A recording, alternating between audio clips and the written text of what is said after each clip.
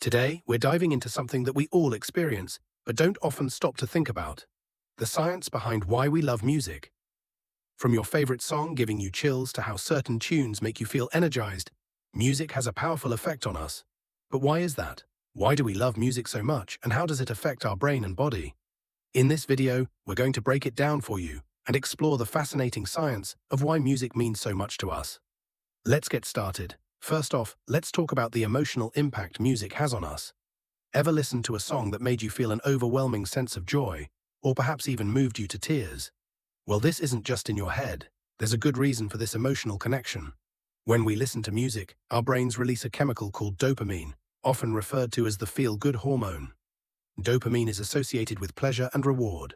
It's the same chemical that gets released when we eat our favorite food or receive a compliment.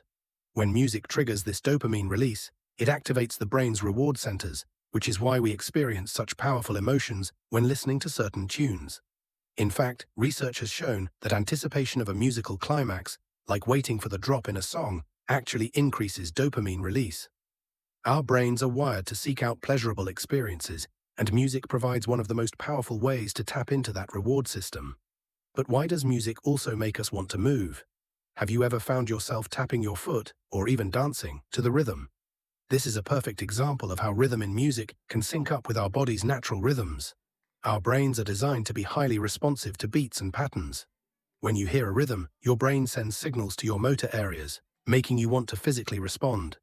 Essentially, music makes our brains want to get in sync with the beat. It's like your body can't help but groove when that perfect rhythm hits. That's why we dance, clap, or even get that irresistible urge to move when we hear music. It's not just fun, it's deeply rooted in how our brains process rhythm. Now let's talk about how music connects us socially. Music isn't just an individual experience, it's a social one too. For centuries, humans have come together to make and enjoy music, whether through singing, dancing, or playing instruments. And there's a reason for that. When we listen to music in a group, our brains begin to synchronize with one another. This is a phenomenon called entrainment. When we sing along with others, or even just share a song we love, we're engaging in something that strengthens our bonds. Studies have shown that group music-making activities, like singing in a choir or jamming together, release oxytocin, also known as the bonding hormone. This chemical makes us feel more connected to those around us, enhancing feelings of trust and empathy. So in many ways, music is a kind of social glue that brings us closer.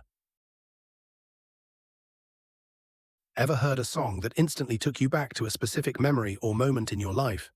Music is a powerful trigger for memory. Our brains have a special region called the hippocampus, which is responsible for memory and emotions. When music is tied to specific events or emotions, it can help us recall those memories with vivid detail. For example, think about how a song from your high school years can instantly transport you back to that time.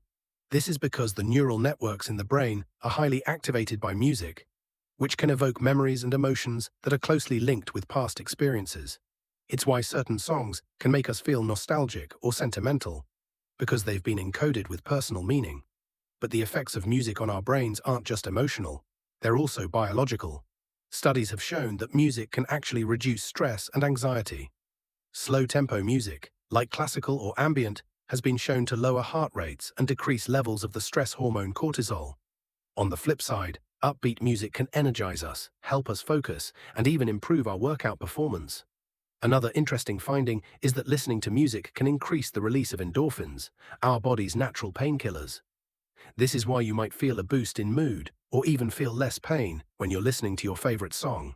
And let's not forget that music is often used in therapy, known as music therapy, to help people cope with emotional and psychological challenges.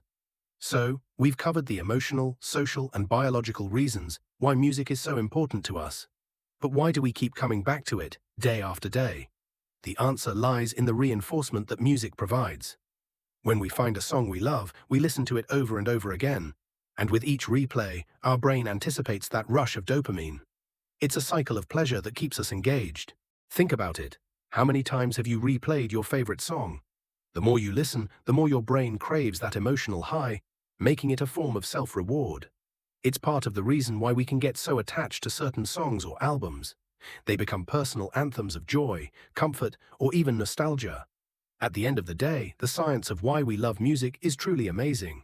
From its power to move our emotions and memories to its ability to enhance our social connections and biological well-being, music is one of the most universally impactful experiences we can have. Whether you're listening to a calming melody to unwind or dancing at a concert with friends, the science behind music explains why it's so deeply woven into the fabric of our lives. Thanks for tuning in today.